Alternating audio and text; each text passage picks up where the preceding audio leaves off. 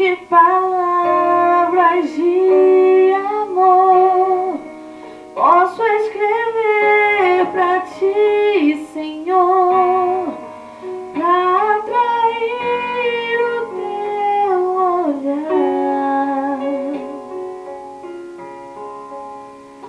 Porque tudo que há em mim quer te adorar.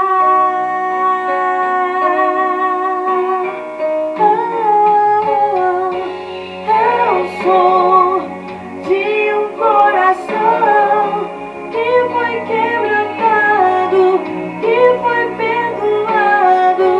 Eu sou das lágrimas que caem aos seus pés, pois tu és santo. Eu sou do vaso se quebrando, exalando o perfume que eu guardo só pra ti.